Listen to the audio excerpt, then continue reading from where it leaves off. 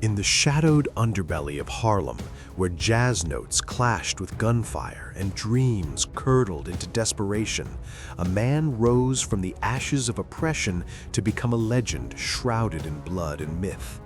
Ellsworth Bumpy Johnson, his name whispered in fear by mobsters and revered by the forgotten. Was he a ruthless kingpin who drowned the streets in heroin and violence, or a defiant protector battling the white mafia's iron grip? His life, a labyrinth of crime and cunning, ended not in a blaze of bullets, but in quiet collapse. Unravel the enigma of the Godfather of Harlem, where every shadow hides a secret and survival demanded a soul forged in fire. The story of Ellsworth Raymond Johnson begins in the humid, racially charged air of Charleston, South Carolina on October 31, 1905. Born to Margaret Moultrie and William Johnson, humble sharecroppers scraping by in the Jim Crow South, young Ellsworth entered a world where black lives hung by fragile threads. His father labored in the fields, his mother tended the home, instilling in their children a quiet resilience against the constant hum of white supremacy. But danger lurked early. Ellsworth's older brother, Willie, was accused at just 14 of killing a white man during a heated altercation. Fearing a lynch mob's noose, the family mortgaged their modest home to spirit Willie away to the north, a desperate bid for survival that etched the fragility of black existence into Ellsworth's young mind. From birth, Ellsworth bore a distinctive mark, a pronounced bump on the back of his head, earning him the lifelong nickname Bumpy. It wasn't just a physical quirk, it symbolized the oddities that set him apart in a society quick to judge. As a child, Bumpy was small for his age, with a slight frame that belied a fiery temper. He attended local schools sporadically, where the curriculum was as segregated as the water fountains, offering little beyond basic reading and arithmetic. Teachers noted his sharp intellect. He devoured books on history and strategy, dreaming vaguely of a life beyond the cotton fields. But his insolence toward authority figures, especially white ones, often landed him in trouble. Fights were common. Bumpy's quick fists defended not just himself, but his siblings from the taunts and threats that permeated their daily lives. The South's suffocating racism weighed heavily on the Johnson family.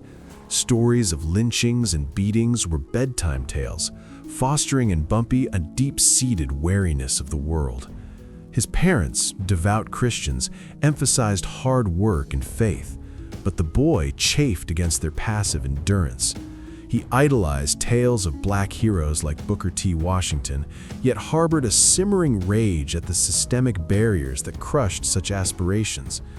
By age 10, the family's fears materialized when Willie's predicament forced a radical change.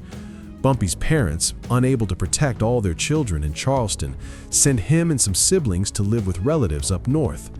In 1919, at 14, Bumpy arrived in Harlem, New York to stay with his oldest sister, Mabel, in a cramped tenement on Lenox Avenue. Harlem in the 1920s was a vibrant explosion of the Renaissance. Jazz clubs pulsed with Duke Ellington's rhythms. Poets like Langston Hughes captured the soul of Black America, and migrants from the South flooded in seeking opportunity. But beneath the glamour lay grinding poverty, overcrowded slums, and the iron fist of discrimination. Bumpy's new home was a far cry from rural South Carolina. The streets teemed with hustlers, immigrants, and dreamers, all navigating the Great Migration's promises and pitfalls. Mabel, a stern but loving seamstress, tried to keep him on the straight path, enrolling him in school and insisting on church attendance. Yet Bumpy, now a teenager with a southern drawl and a chip on his shoulder, struggled to fit in. Bullied for his accent and size, he honed his street smarts and alleyway scraps, earning a reputation as a scrapper who wouldn't back down. School didn't hold him long. By 15, Bumpy dropped out, disillusioned by classrooms that offered no real escape from poverty. He took odd jobs, sweeping floors and speakeasies, hustling pool in smoky halls, delivering newspapers at dawn to contribute to the household. These gigs exposed him to Harlem's underbelly, bootleggers dodging prohibition laws, numbers runners whispering bets, and gangsters in sharp suits commanding respect. Friends came from the streets, fellow dropouts like Junie Bird, who would become a lifelong confidant, and petty thieves who taught him the art of survival. Bumpy's personality emerged as a blend of charm and volatility. He was articulate, with a poet's ear for language, often reciting verses from Harlem magazines. Yet his temper flared like a match in dry tinder, leading to minor scrapes with the law, petty thefts, fights that left bruises but no lasting marks. Influences shaped him profoundly. The Harlem Renaissance ignited a sense of black pride, but economic despair during the early Depression years crushed many dreams. Bumpy watched families evicted, men begging for work, and women turning to desperate measures. He dreamed of stability, perhaps owning a business, escaping the cycle, but reality intruded. A pivotal figure was gangster William "Bub" Hewlett, a numbers operator who spotted Bumpy's potential during a pool game. Hewlett, suave and connected, hired him as a bodyguard for illegal gambling dens, introducing him to the thrill of quick money and power. Bumpy's early mindset shifted here, from a boy resenting injustice to a young man seeing crime as a ladder out of invisibility. Struggles with identity, racial pride clashing with survival instincts, forged a complex psyche. He wasn't yet a criminal mastermind, but the seeds were planted in Harlem's fertile soil of ambition and adversity. As the 1920s faded, Bumpy stood on the precipice, his youthful innocence eroding under the weight of a world that offered few honest paths to glory. As the Roaring Twenties gave way to the grim grip of the Great Depression, Bumpy Johnson's path veered irrevocably into the shadows. Fresh from a stint in reform school for minor thefts, he emerged in the early 1930s broke, unemployed, and hardened. Harlem's streets, once buzzing with cultural renaissance, now echoed with the despair of breadlines and evictions. It was here, amid the chaos, that Bumpy crossed paths with Stephanie St. Clair, the formidable Madam Queen of Harlem's numbers racket, a lottery-like gambling operation that thrived in black communities as a rare source of economic empowerment. St. Clair, a French Guyanese immigrant with a razor-sharp mind, saw potential in the young enforcer. She hired him as a bodyguard and numbers runner, pulling him into the criminal fold with promises of loyalty and profit. Bumpy's entry was gradual but immersive. He started small, collecting bets door to door, enforcing collections with his intimidating presence and quick fists. The numbers game was Harlem's underground economy, generating millions while evading white-controlled banks and businesses. Under St. Clair's tutelage, Bumpy learned the intricacies, rigging draws, laundering cash, and navigating police bribes. His reputation grew as a loyal soldier. He was articulate, strategic, and unflinching in violence when needed. By 1932, after serving 2.5 years in Sing Sing for grand larceny from a botched robbery, Bumpy returned to St. Clair's side, his prison time only sharpening his edge. The turning point came with the Harlem Numbers War of the mid-1930s, a bloody clash that catapulted Bumpy to infamy. White mobster Dutch Schultz, backed by the powerful New York Mafia, sought to muscle in on St. Clair's territory, viewing Harlem's rackets as easy prey amid racial divides. Schultz's thugs intimidated runners, bombed operations, and demanded tribute. St. Clair refused, declaring war. Bumpy, now her chief enforcer, assembled a crew of 9 hardened men, launching guerrilla strikes, ambushes in dark alleys, kidnappings of Schultz's lieutenants, and drive-by shootings that left bodies in the gutters. Over 2 years, the conflict claimed over 40 lives, including brutal executions and retaliatory hits. Bumpy himself orchestrated several.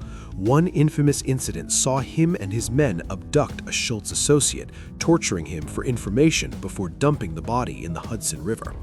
The war painted Harlem red, with newspapers dubbing it a race riot of crime, ignoring the underlying fight for black autonomy. As the violence escalated, St. Clair faced arrest in 1935 for tax evasion, orchestrated by corrupt officials in Schultz's pocket. Bumpy stepped up, leading the resistance from the shadows. But Schultz's end came not from Bumpy's hand, but from within the mafia. Charles Lucky Luciano ordered his assassination in a New Jersey restaurant that same year, fearing Schultz's erratic behavior would draw federal heat. With Schultz gone, Bumpy negotiated a historic truce with Luciano, becoming the first black gangster to broker terms with the Italian mob.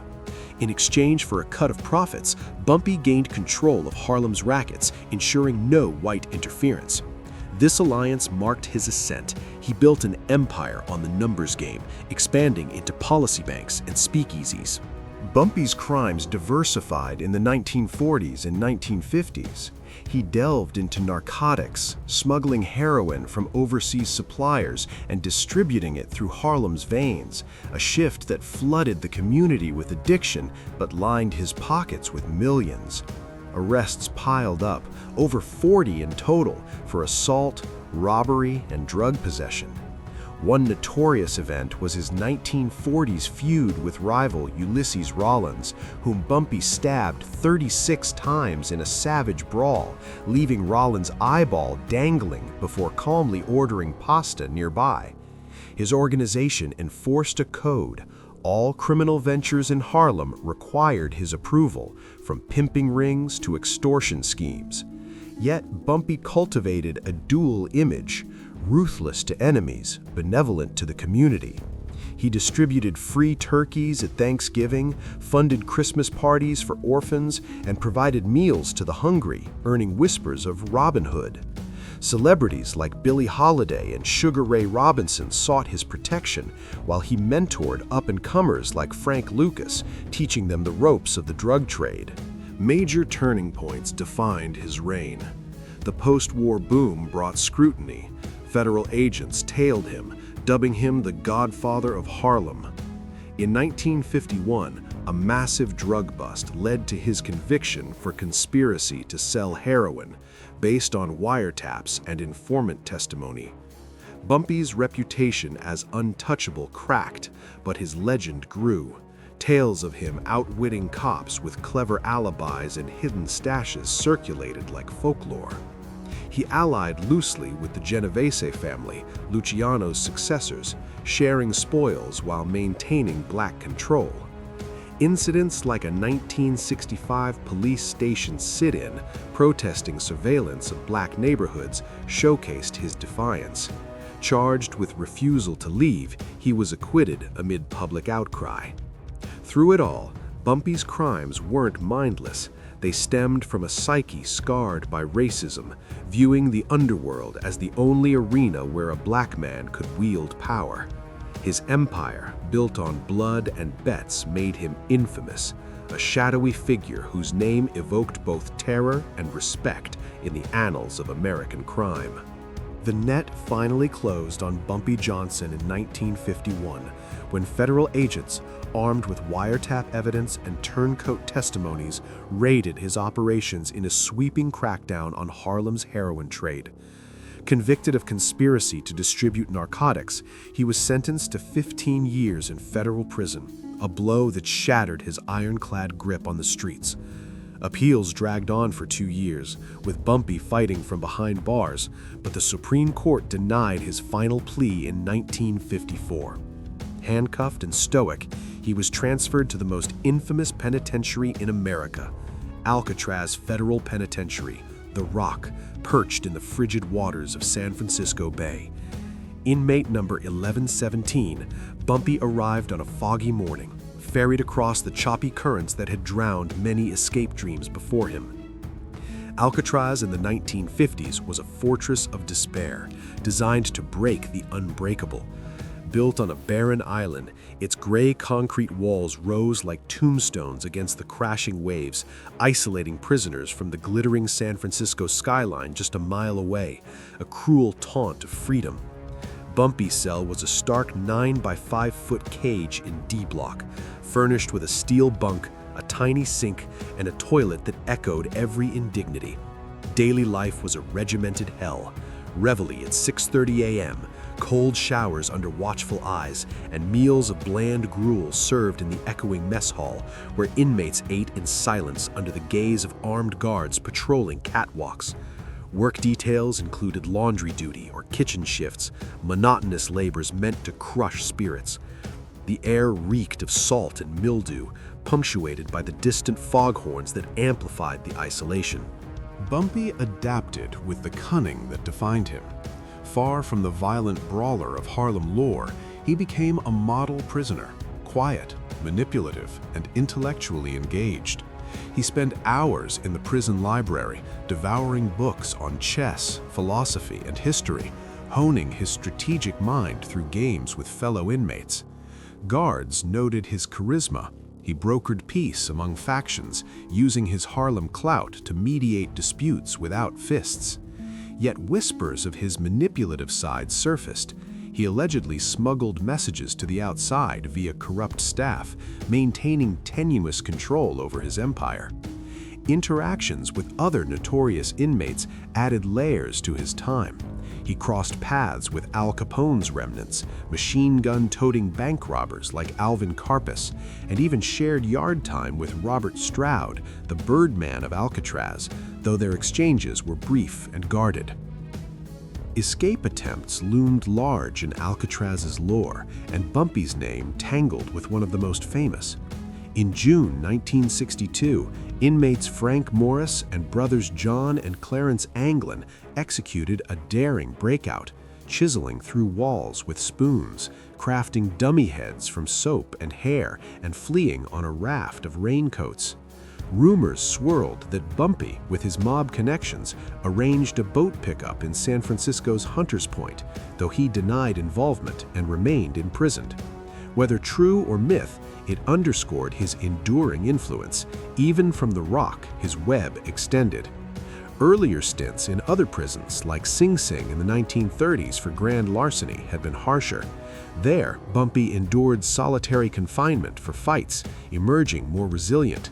But Alcatraz tested his soul. The constant surveillance, the bone-chilling cold seeping through bars, the psychological warfare of knowing escape meant certain death in the bay's currents. As years ticked by, Bumpy's health waned. The damp air aggravated old injuries, and isolation bred introspection. He wrote poetry, reflecting on Harlem's vibrancy versus this concrete tomb. Paroled in 1963 after serving 9 years, he stepped off the ferry a changed man, grayer, wiser, but unbowed. The prison had scarred him, yet it couldn't erase the legend. As he sailed toward freedom, the Rock faded behind, a grim chapter closing, but the shadows of his past loomed larger, hinting at a fate yet to unfold. Released on parole in 1963, Bumpy Johnson returned to a Harlem transformed, its streets scarred by the very heroin epidemic he'd helped fuel, now dominated by younger hustlers and escalating racial tensions. At 58, he was no longer the unchallenged kingpin. The Genovese family encroached, and federal indictments for fresh drug conspiracies hung like storm clouds. Yet Bumpy refused to fade quietly. He reconnected with his wife, Mamie Hatcher, whom he'd married in 1948, just months after meeting her in a Harlem club. A steadfast partner from North Carolina, Mamie had waded through his incarcerations, raising their 2 daughters, Ruthie and Elise, the latter from a prior relationship, in a modest apartment. Bumpy settled into semi-retirement, mentoring figures like Frank Lucas, who expanded the drug trade with innovative smuggling from Vietnam. He dabbled in legitimate ventures, investing in real estate and advising on community issues, but old habits died hard. In 1965, he led a bold sit-in at a Harlem police station, protesting invasive surveillance of black neighborhoods, a defiant stand that led to charges but ended in acquittal amid public support. Bumpy's final years blended nostalgia and conflict. He befriended civil rights leaders, including a long-standing tie to Malcolm X, whom he'd known since the 1940s. After Malcolm's split from the Nation of Islam, he sought Bumpy's protection, but their paths diverged. Malcolm's 1965 assassination deepened Bumpy's cynicism about change. Health issues mounted, a lifetime of stress, prison hardships, and indulgences took their toll. He suffered from congestive heart failure, his once imposing frame weakened, yet his mind remained sharp, reciting poetry and strategizing over chess games with old friends like Junie Bird. The end came suddenly on July 7, 1968, in the early morning hours at Wells Restaurant, a soul food haven on Lenox Avenue, where Bumpy often held court. Surrounded by confidants, he savored a late-night meal, coffee, a fried chicken leg, and hominy grits, laughing over stories of bygone wars. Midway through, he clutched his chest, gasping as a massive heart attack struck. He collapsed into Bird's arms, whispering final words lost to history. Paramedics arrived too late. At 62, the Godfather of Harlem was gone. His death as unceremonious as it was poetic, not felled by a rival's bullet, but by the quiet betrayal of his own body. Thousands mourned at his funeral in a Harlem church, with police snipers on rooftops fearing unrest. Buried at Woodlawn Cemetery in the Bronx, his grave became a pilgrimage site for admirers. Public reaction was polarized. Newspapers branded him a menace, a drug peddler who poisoned his community, while Harlem residents grieved a folk hero who defied white mobsters and shared his wealth. Mame, outliving him until 2009, defended his memory in her memoir, portraying him as a complex man driven by racism's barriers. History remembers Bumpy as a multifaceted legend, not merely a monster, but a product of his era, a black man who carved power in a system rigged against him. Some vilify him for the heroin scourge that ravaged Harlem. Others romanticize his stand against Dutch Schultz as a symbol of resistance. His legacy endures in cultural lore. Films like Hoodlum, 1997, where Lawrence Fishburne captured his swagger, American Gangster, 2007, depicting his mentorship of Lucas, and the series Godfather of Harlem, 2019 to 2025, with Forrest Whitaker humanizing his struggles. Music nods, from rap tracks to albums, immortalize his name as shorthand for street royalty. In the end, Bumpy Johnson's tale whispers a haunting truth. In America's dark past, survival often demanded dancing with devils, leaving echoes that challenge us to confront the blurred lines between villain and victim. Thanks for watching. Subscribe to our channel for more stories from the dark past of America's most notorious criminals.